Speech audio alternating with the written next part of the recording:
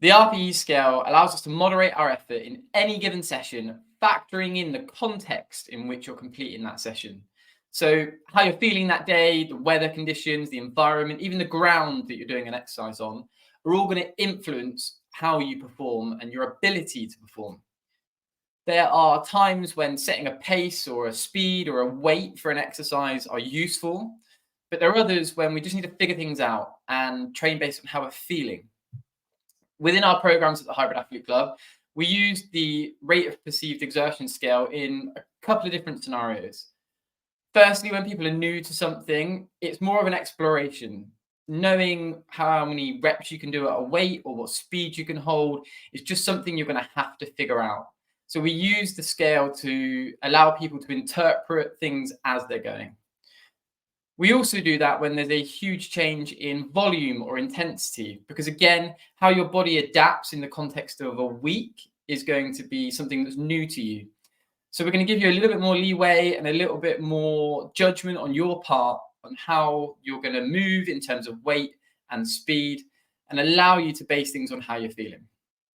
So if we take a look at the scale on screen, on the left-hand side nearer the numbers, you're going to see that in our endurance exercises, the rate of perceived exertion tends to be based on how long you can maintain an effort level for. There's also a reference to whether you can hold a conversation or need to speak in single words. So an RPE of 10 would be an absolute max effort. You definitely cannot speak in sentences. You can just about get a word out, and you're probably not going to be able to hold that level of effort for longer than a few seconds. Think 100-meter sprint, for example. As we move down the scale, your ability to speak becomes easier, and the duration that you can hold that effort level becomes longer. So for instance, at an RPE of 8, things aren't comfortable, but they're manageable for a couple of minutes. And although you're short of breath, you could probably get a sentence out and then need a few seconds to gather your breathing again. All the way down, a RPE of 5, it's something that you could hold for hours. Maybe you're just going for a walk with a dog. You're having a casual conversation. It's not something that's strenuous at all. On the right-hand side, you'll see reps in reserve. And this is a scale variation that we use for weight-based exercises. Think weightlifting, bodybuilding. In this instance, we tend to speak of the scale in the number of reps that we have in the tank or in reserve.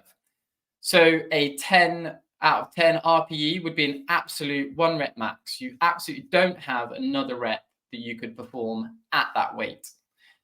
As we move down the scale to an RPE of 9, now we have potentially 1 rep in reserve. So if you're doing a squat, for example, you complete a squat, it was very, very difficult. You may be able to get 1 more rep, but no more. As you move down the scale, you'll see that you're capable of doing more reps, but you're keeping those reps in reserve. When we get down to an RPE of 5, for example, you're just capable of doing an awful lot of reps at that weight. It's a light weight that you feel comfortable moving a lot. It's always useful to refer to this when you see our programs, and you may well find that you're able to reference a given RPE to a weight or a pace that you would normally be able to maintain at that given intensity. But it's important when you're moving during the session to factor in how you're feeling. That's the intent of using the scale over a prescribed pace or weight. As always, if you've got any more questions and need a little bit more clarification, or to speak through the session that you have and ask for recommendations on the RPE scale, reach out to the coaches at the Hybrid Athlete Club in the chat box within the app down below.